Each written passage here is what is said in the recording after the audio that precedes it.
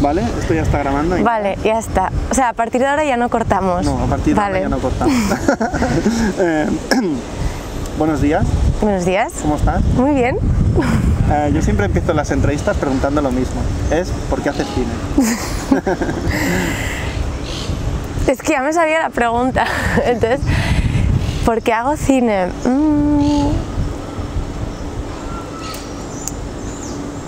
Es que es una pregunta casi filosófica. ¿Por qué hago cine? Mira, yo te puedo decir que me pasaba un poco como a ti. Yo pensaba que el cine era para otro tipo de personas, que yo no...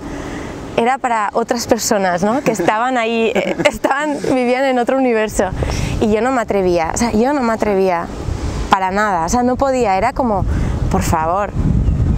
O sea, tenía tanto respeto que yo sentía que eso no era para mí. Pero sucedió que con 24 años tenía un novio y o sea, fue como que me empujó. O sea, yo tenía un corto, lo había escrito y todo empezó porque había una subvención para un cortometraje y yo no me atrevía, era como, ¿cómo voy a echar yo a eso? ¿Quién soy yo? Y entonces él, o sea, pues a veces necesitas eso, ¿no? Que alguien te empuje. Y él me empujó y entonces sucedió que me dieron la ayuda y entonces ya tenía que hacer el corto. Y lo que sucedió es que hasta ese momento yo había sido una persona muy perdida, o sea, estaba muy perdida y a partir de ese momento todo empezó a encajar y entonces dije, ya está, este es mi lugar. Aunque yo pensaba que no debería estar aquí, ahora estoy donde tengo que estar, o sea, como que todo... empecé a ser feliz, empecé a tener menos problemas, o sea, empecé a tener otro tipo de problemas, que son los problemas que vienen vinculados con dedicarte al cine, pero eran unos problemas que yo quería asumir. O sea, me hacían feliz tener eso, o sea, no, me hacía feliz tener esos problemas. O sea, no tengo dinero para llegar al final de mes, por ejemplo, pero como el propósito, o sea, lo puedo sacrificar todo para eso, ya no tengo problemas de otro tipo. No sé si me explico, o sea, antes tenía problemas de, ay, no sé, ¿qué hago aquí? Y ahora mis problemas están vinculados al cine y a hacer el cine, entonces los abrazo. Pero tú estudiaste comunicación audiovisual, tenías ya un camino, ¿no? Claro, es que era como muy raro porque yo... Claro, tenías una idea, ¿no? De qué hacer, ¿no? Sí, y de hecho me acuerdo que con 19 años me apunté a un curso de guión y todas las cosas que me ven... Yo me acuerdo una frase que yo les decía a los profesores de guión. ¿Pero para qué? Si miras en la calle y fíjate lo que ves, en la calle es mucho más grande que lo que podamos escribir y yo ni siquiera sabía que eso tenía un nombre que se llamaba documental. Entonces yo tenía una intuición, pero no le ponía nombre, no le ponía nombres ni apellidos. Y entonces fue poco a poco que le fui poniendo nombre y apellidos y después ya el atreverme. ¿Y fue a partir de ahí, del corto y tal, que haces el máster de la UPF? No, o sea, yo estudié primero comunicación audiovisual, luego empecé, o sea, yo sabía que me quería dedicar al cine, pero no sabía ni qué tipo de cine, no sabía, o sea, era como muy abstracto. Y luego me fui a estudiar, luego hice así como un máster, o sea, como hice unas prácticas, no sé qué, y luego ya hice el máster de documental de creación porque yo quería hacer documental y no sabía cómo se hacía. Y era un poco como para organizar todos mis pensamientos. Y es ahí donde hice el máster de documental. ¿Y la experiencia cómo fue? ¿Del máster? Sí. Es una revolución brutal. O sea, llegas allá y no sabes si estás haciendo un máster, un psicoanálisis o una... Sí, un viaje espiritual. Un viaje espiritual, retiro, ¿no? Sí. Te preguntas hasta el sentido de tu nombre, de pila, o sea, todo. Muy intenso, muy intenso. Además yo lo vivo todo como con mucha intensidad y, o sea, además yo fui y me habían dado una beca para estudiar y entonces yo, o sea... Sí, claro, tenías el peso, ¿no? Claro, yo decía, me sentía una privilegiada, ostras, me han dado una beca para estudiar y sé que eso, o sea, yo soy muy tremendista, bueno, no tremendista, no, es que es así. Yo decía, este dinero que me están dando a mí para estudiar no lo están invirtiendo en un hospital o sea, se lo estoy robando. ¿Ah, sí? ¿Pensabas eso? No robar, pero sí que tenía muy claro que tenía una Sí, responsabilidad. es importante lo que el dinero ese, que el dinero ese Eso tenía es. que ser bien invertido, ¿no? Bien invertido y que yo lo tenía que dar todo. Entonces yo llegué a Barcelona y yo solamente era, tengo que aprovechar esta experiencia. Entonces estaba obsesionada ¿Cuánto tiempo estuviste en el máster? Pues el máster empezaba en enero y las clases terminaban en junio, pero luego hay como muchos proyectos, o sea, se alarga y no, o sea, no me acuerdo, igual un año y medio así, pero luego haciendo otras cosas también. Pero presencial son muy pocos meses, son de enero a junio. Pero muy intenso, ¿no? Súper intenso, sí, te abduce. A la causa, ¿no? Sí, a la secta sí, del máster. sí. Y después, ¿cómo entras en contacto con Víctor Kosakowski? Víctor vino a darnos clase al máster y entonces él propuso, vamos a hacer una película colectiva con todos los estudiantes del máster. Qué guay. Sí, fue una experiencia muy bonita. Como la que hizo Casabets, ¿no? Con Sí, aquella... sí. Víctor llegó y dijo, bueno, a ver, ¿queréis hacer cine? Pues entonces hay que hacer cine. Entonces había una huelga general y entonces salimos los 32 estudiantes con 32 cámaras a la calle a grabar qué es lo que pasaba ese día en la huelga general y esa fue la, o sea, pues unos se colocaron en el balcón, otros en la calle, otros siguieron a gente de sindicatos, otros salieron a... ¿Tú qué hiciste? Yo, esto era, tenía que salir a grabar amor dentro de la manifestación. Amor. Sí, o sea, sí, signos de amor entre la gente. Y eso es lo que yo, entonces, pues, o sea, como, un poco mi tarea era filmar el amor, el contacto entre las personas, las relaciones entre las personas. Entonces grabé niños, grabé parejas, grabé todo lo que no tenía que ver con la política, sino cómo nos relacionábamos en una manifestación. Y entonces llegamos con imágenes como muy sorprendentes y a raíz de ahí empezamos a montar, a buscar una película y esa película la hicimos durante más tiempo. Grabamos la segunda huelga general y al final la película se terminó, que se llama Demonstration. Y o sea, a mí me parece una película que todo el mundo debería ver. Pues yo la veré, Ainara, ¿eh? Es que es brutal, de verdad. Y no, o sea, mi aportación a esa película es un 32avo. O sea, pero, o sea, que voy a... O sea, que no me estoy haciendo autobombo, que mi participación es muy pequeña, pero es que es una película que me parece que es impresionante. O sea, me encanta, a mí me encanta. Es una lectura política no muy cercana, sino dando 3 pasos atrás y mirando todo con mucha distancia, que me encanta. O sea, me parece muy lúcido eso, que fue una idea de Víctor de mirar lo que pasaba ese día, que justo estábamos en medio pues en el 2000, la huelga general fue en el 2014.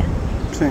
Entonces la gente estaba muy cabreada y tal, y él, como era ruso y también tiene otra manera de mirar, él tiene una mirada diferente, nos hizo distanciarnos mucho, y esa mirada que en el momento había gente que le ofendía muchísimo, porque claro, cuando te distancias dejas de tomar partido.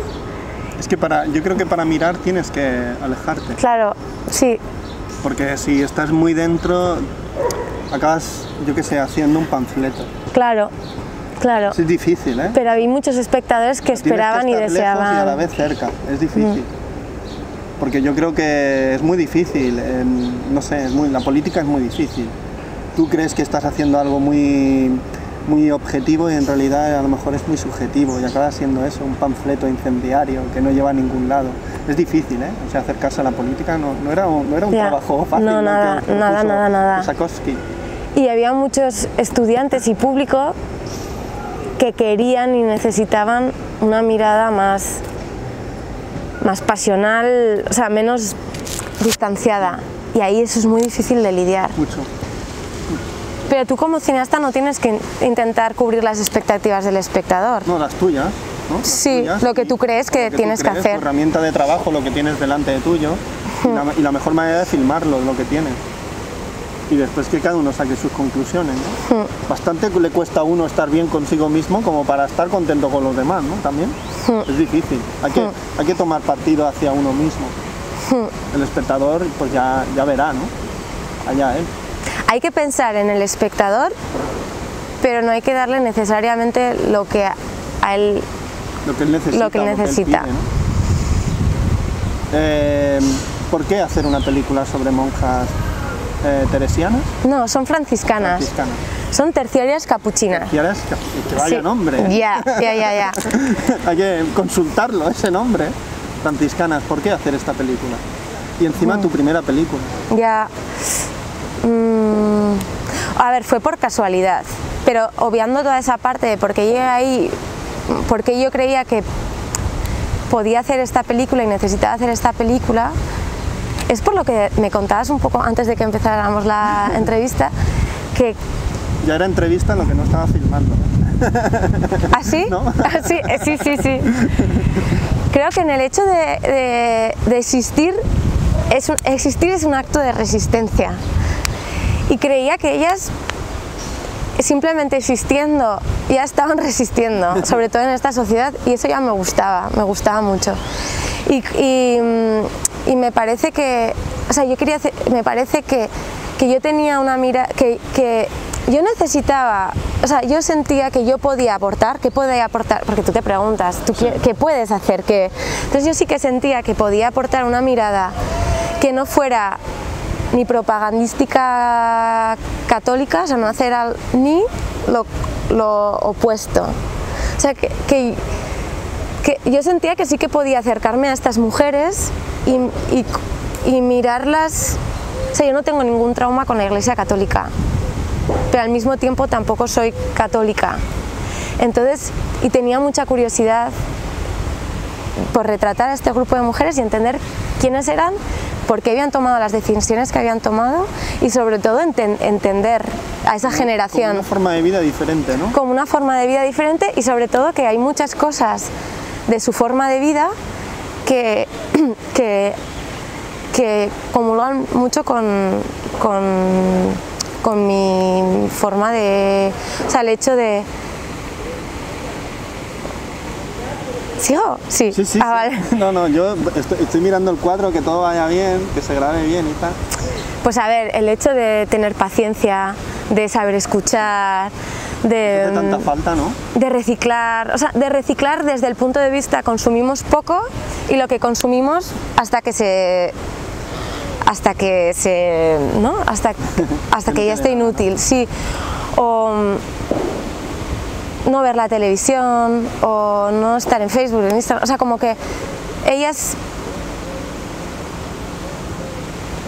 marcan su propio ritmo, ¿no? También. Ellas marcan su propio ritmo y me encanta que sepan decir que no, que sean ellas mismas en cualquier contexto.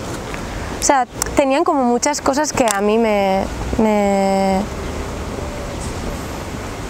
interesa, o sea, no sé, comulgaba con ellas. Y yo, pues no sé por qué, podía ver eso más allá de su fe, sí. De su fe o de la envoltura. Y no sé si te explico, sí, perfectamente. Bien. Y son unas desconocidas. Sí, completamente. Y entonces, como otro planeta, otro mundo. Otro planeta. Entonces la generación de mi madre, por ejemplo, la imagen que tenían de ellas es que eran santas, ¿no? Santas. O sea, y que solamente comían pasteles, no iban al baño y que eran santas. Y por el otro lado tenemos una imagen muy caricaturizada de lo que son las religiosas. Y también como un poco paternalista, a mí todo el mundo me dice tus monjitas, ¿no? Y no sé, es que son mujeres hechas y derechas que están donde quieren estar y lo han decidido libremente, pero libremente teniendo con matices, ¿no? con matices, porque son mujeres de su contexto también. Pero ahí la siguiente pregunta es, ¿quién es libre y quién quiere ser libre? ¿Y quién puede ser libre? Muy poca gente. ¿Y qué es ser libre, no? ¿Y qué es ser libre? Es que sí. son conceptos muy complicados de saberlo, ¿no? Yo creo que son caminos, para mí son caminos, son vías que se van abriendo y tú vas encontrando o desencontrándote. No sé, yo lo veo así. Y ¿pusieron pegas? Porque tú llegaste allí con tu cámara, voy a hacer una película sobre vosotras, y pusieron pegas. ¿Pensaron qué gran idea o al contrario dijeron, ¿dónde va usted, chiquilla? Al principio fue una confianza ciega. Entonces me veían como una niña que estaba jugando en el pasillo, o sea, como iba yo sola y o sea, como que no... Y es que también fue así, yo fui allá sin ningún propósito, o sea, no pensaba que iba a terminar la película, o sea, no pensaba que iba a terminar la película, o sea, yo iba un poco por curiosidad. Entonces luego sí que fue cobrando más peso, el proyecto empezó a tomar peso, empezó a entrar gente, y entonces ellas, sino cuando ellas iban a convenciones con otras hermanas de otras comunidades y les decían, ¡ay, nos están grabando! Ellas sí que les decían, pero oye, ¿y habéis pedido permiso? Y entonces ellas no habían pedido permiso a la generala. Sí. Y entonces la generala, claro, necesitan el permiso, o sea, esto es una institución, entonces ellas por confianza ciega me dejaron filmar, yo estaba filmando y ya ahí, pero no tenían permiso. Entonces hubo un momento que se paró totalmente el rodaje y entonces me dijeron desde Madrid que no podía filmar la película. Pero yo ya estaba súper involucrada y entonces me escribieron desde Madrid diciendo que no veían interés en hacer esta película. Que ellas, o sea, que no veían porque yo hacía la película, no veían la película, no sé. Porque claro, decían, es que tú les filmas barriendo, o sea, como les filmas haciendo sus cosas de la casa y no refleja nuestra, pero no habían visto nada, no habían hablado conmigo. Entonces fui a Madrid, hablé con ellas, las convencí y entonces ya seguí haciendo la película ya con todo arreglado. Sí. Bueno, son los problemas que hablaban, ¿no? Los problemas bienvenidos, ¿no? Sí. Que a uno le angustian también, ¿por qué no? Pero ya son de otra manera. Claro. Porque la angustian de algo que siente, que la apasiona. Es diferente. Cuando te angustia algo que no... Sí, exacto. Si tienes un porqué, encuentras el cómo. Entonces, como mi porqué estaba tan claro, les dije, me decían, no tenemos tiempo. Y les dije, ¿qué tal si voy el 4 de febrero a las 4 de la tarde? Y entonces me dijeron, bueno, vale. O sea, entonces ya encuentras como... Pero si no tienes el porqué, es muy difícil todo. ¿Y la forma de la película? ¿Tú tenías claro que iban a ser en los pasillos donde más se mueven ellas? Porque en las conversaciones que van teniendo, y sobre todo la forma, a mí me interesa mucho la forma. O sea, tú sabías que era un trabajo casi solitario, ¿no? Porque tuviste a uno de sonido, pero más adelante, pero al principio era un trabajo solitario. O sea, ¿cómo planteas, voy a colocar la cámara aquí porque sabes que van a venir por aquí, porque las conversaciones y los diálogos que se van generando, ¿eso es espontáneo o tú vas dirigiendo algo? No, esto es espontáneo. Son muchas horas, es entender muy bien cuándo pasan las cosas, dónde pasan, y también hay una parte de suerte. Bueno, suerte encontrada, o sea, tenía muy claro, o sea, yo sí que tenía muy claro desde el principio que el pasillo iba a ser la estructura de forma y narrativa de la película, porque es el lugar donde ellas, o sea, donde dejan su intimidad, o sea, sus habitaciones, y empiezan a convivir. Y yo quería que fuera una película sobre convivencia. Y entonces es ahí donde se gesta todo, ¿no? Es ahí donde empieza todo. Porque por ejemplo, la cámara es estática, pero hay mucho movimiento y mucho ritmo en la película. Sí, es que ellas no paran, son 17, son como unas hormigas que están entrando, saliendo. Sí, yo quería que fuera como un ballet y yo lo veía, que estaban sin parar, y ahora, porque no paran. Y es como una pequeña ciudad dentro de una ciudad. Porque a la hora de montar la película, ¿la montaste tú? Sí, tuve ayuda. Vale. O sea, primero en la parte de desarrollo fui a Noruega Y estuve 3 semanas con una montadora y ella me ayudó mucho a saber qué funcionaba, qué no funcionaba, a estructurar la película, y a raíz de ahí ya volví y filmé cosas mucho más concretas, rellenando huecos y... Claro, lo que te faltaba, ¿no? Lo que me faltaba, sí. Vi lo que me faltaba y dónde cojeaba, dónde no, qué personajes eran más fuertes, qué otros no. Y eso fue esencial, hacer ese parón de 3 semanas y una persona al lado tuya diciéndote: esto me gusta, esto no, esto funciona, esto me hace gracia, esto no se entiende, esto se repite mucho y con una vez que lo tengas ya es suficiente. Porque es una película coral, hablas de muchos personajes. A mí me gusta mucho el concepto de la música. Porque o sea, no es una música acompañante, es una música que va más hacia allá. También hay música como de la época cuando eran jóvenes ellas. O sea, y a veces parece una comedia lo que estás viendo. El caminar, ¿no? Hay momentos, por ejemplo, cuando empieza la música al principio, ¿no?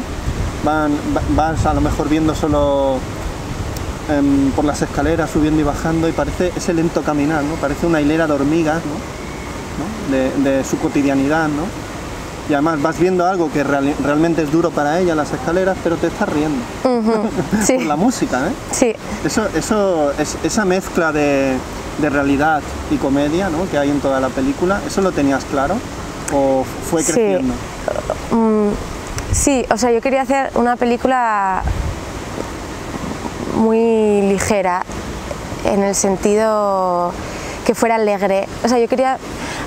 Cuando yo terminé el anterior corto, una persona me escribió un email y me dijo: he terminado de ver tu película y he salido a la calle y quería vivir.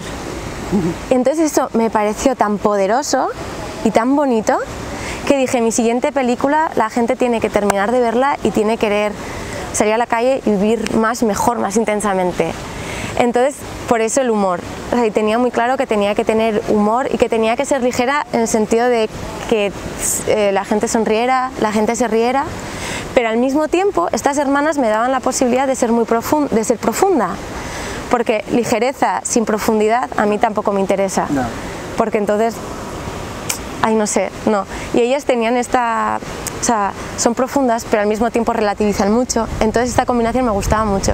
Y sobre la música, para mí la música es muy importante que no subraye el contenido que estás viendo en la imagen. O sea, me parece que la imagen, que hay que darle a la música el valor y el lugar. Hay que respetar a la música y hay que respetar a la imagen. Entonces, para mí es muy importante que la imagen dialogue con la música y que la música dialogue y que se complementen y que juntas generen un nuevo significado que por separado no tenían. Y... Sí, que piensas que ahora viendo tu película dices: es que esta es la música que le toca, ¿no? No pienses en otra. Sí. Porque se ha creado esa unión, ese diálogo que comenta.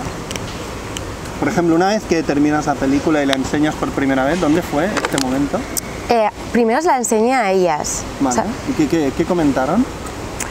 Pues... Las hermanas franciscanas. Ay, claro, es que ellas son muy discretas, entonces no son muy pasionales. Son del norte, ¿no? Son del norte y luego ellas calman su... O sea, sí. Entonces no te dicen... Me han o sea, no... Ni lloran, ni... Pero me dijeron algo muy importante: nos has retratado tal y como somos. Es muy bonito, ¿no? Ese era tu objetivo, ¿no? Sí. Para mí lo más importante es ser transparente, es muy importante ser transparente en el documental. O sea, ¿sí? Para mí, o sea, que yo haya, que el espectador, o sea, que ellas sientan que les he retratado tal y como son y que o sea, para mí es muy importante que mi papel, o sea, yo siento que mi papel es estar allá, recoger la esencia de ese lugar, yo desaparecer y que el espectador... Sí. Esté allá para que vea... Sí, la cámara como una hermana más, ¿no? Sí. Que no sea un objeto extraterrestre que digas: ¿y esto qué hace aquí, no? Sí, o que yo de repente manipule... Es que es muy fácil, es tan fácil manipular para llevar a un lugar o... O sea, yo fui allá... Eso me molesta mucho de las películas. No me gusta que me teledirijan. Me gusta ver la película, ver la historia y que yo que yo sea la persona que decida si esto es amor o esto es una tragedia o esto es terror o esto es lo que es. Las etiquetas no me gustan, ni en la sociedad ni en el arte menos, porque me parece que es un error.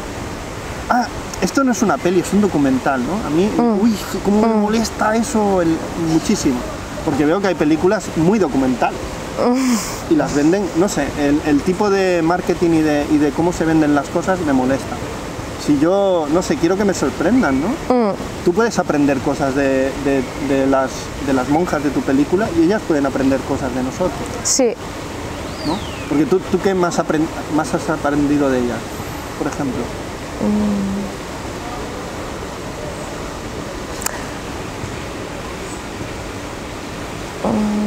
Mira, hay una cosa que a mí hay dos cosas de ellas que a mí me encantan.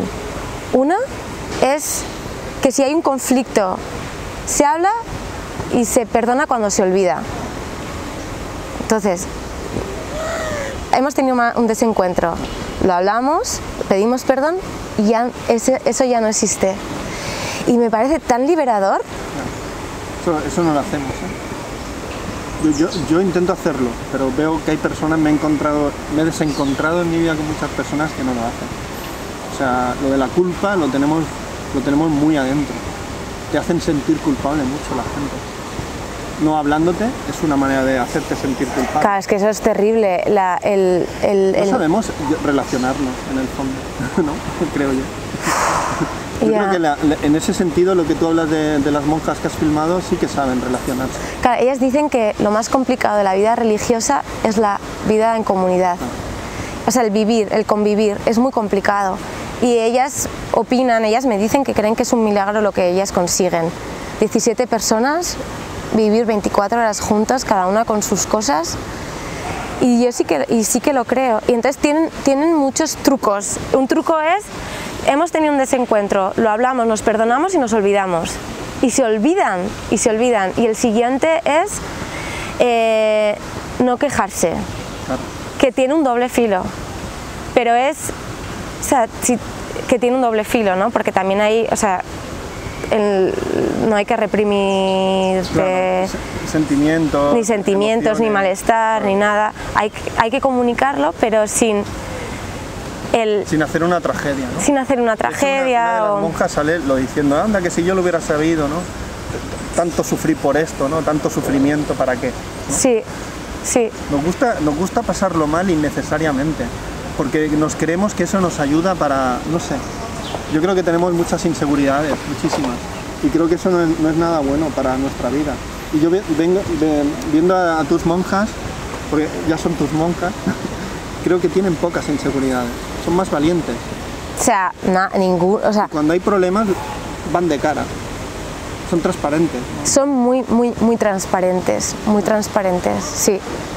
Son muy transparentes y saben quiénes son, cuáles son, o sea, son personas muy conscientes de quiénes son. Y eso es su lugar en el impagable, mundo, ¿no? Su lugar en el mundo. Sí. Y te saben decir que no, y saben manifestar. Ainara, esto no quiero que lo grabes, o no quiero, o sea, se conocen tan bien que te expresan lo que necesitan y lo que no necesitan. Entonces es mucho más fácil relacionarte con personas así. A mí me resultaba muy fácil porque claro, cuando estás con una persona que sabe qué es lo que necesita, qué es lo que no, y te lo sabe manifestar, es muy fácil. Hola. Hola, ¿qué tal? Voy a hacerte otra vez la pregunta, que ha fallado la otra. Si recuerdas qué película cambió tu mirada como espectadora, o cuando viste que el cine, aparte de entretener, podía ser otra cosa. Y yo te había contestado. Te lo vuelvo a decir. Te lo vuelvo a decir que no había ninguna película en concreta, pero un programa de televisión que a mí o sea, era televisión española, no, versión española. Ay, esto yo no lo sabía. Bueno, resumiendo, sí. Tenía 16 años, entonces era la época de salir hasta las 4 de la mañana, de juerga, de no sé qué, pero yo tenía un vacío existencial muy fuerte en ese momento, pero muy fuerte. Y entonces yo noté que el cine era algo que a mí, a mí el cine me salvaba cuando me quedaba los viernes por la noche viendo versión española hasta las 2 de la mañana, o sea, el corto, la película, el coloquio de después, todo. Fue versión española el que a mí, el que me empezó a... O sea, fue como mi inicio al cine, y luego hay muchas películas que me han transformado como espectadora. Pues Los Espigadores de Agnès Varda fue como el primer... Mira, los dos documentales que yo empecé a decir, esto es mucho más grande, esto es muy grande, fue Los Espigadores. ¿Y la espigadora? Sí, Los Espigadores y la Espigadora, y en Construcción. En Construcción, que lo voy a decir como... En Construcción es una peli maravillosa, ¿no? ¿Y sabes cómo la vi? En El País había una colección de cine ¿sí? español. Sí, un país de cine. Un país de cine, sí. Y entonces yo me lo compraba, y entonces en esa colección había una película que a mí me transformó, que fue En Construcción. Sí, y luego Agnès Varda, y luego muchas películas, amigos, Kieslowski, con su Azul, El Decálogo, o sea... Eso ya, otro nivel. Sí, o sea, es como, ¿dónde ha salido este señor? Y luego ya un poco más mayor, con 24, cuando ya había dicho yo hago cine, justo antes de hacer mi corto de ficción, vi una secuencia de Velops de Kosakowski. Sí. Y entonces ahí fue, ¿qué estoy haciendo ficción? Ahí sí que fue como el pistoletazo. O sea, a mí, me acuerdo en París, estaba haciendo como un curso de documental, la primera cosa que hacía, y nuestro tutor me enseñó una secuencia en YouTube de Velops, y no me la pude quitar de la memoria hasta que volví a España un mes después, y estaba como una obsesión, pero ¿qué es esto? ¿Qué es esto? ¿Qué es esto? ¿Qué es esto? ¿Qué es esto? Muchas películas, pero sí que esas 4, yo diría 4. Guérin En Construcción, Agnès Varda con Los Espigadores, Kieslowski con todo lo que hizo, y Kosakowski, y luego otra película, Amélie, de Jean-Pierre Jeunet. Para mí Amélie... El fabuloso destino de Amélie Poulain. Sí, o sea... Se llamaba el título original. Me compré el DVD y para mí, o sea, me encanta. Sí, que está muy relacionado con el cine documental y mirar la realidad cotidiana con una mirada mágica. Sí, desde cómo eres, no cómo son las cosas. Pues Ainara, muchas gracias por tu tiempo. Vale. Película, y yo siempre digo hasta la próxima película. Gracias, hasta mañana.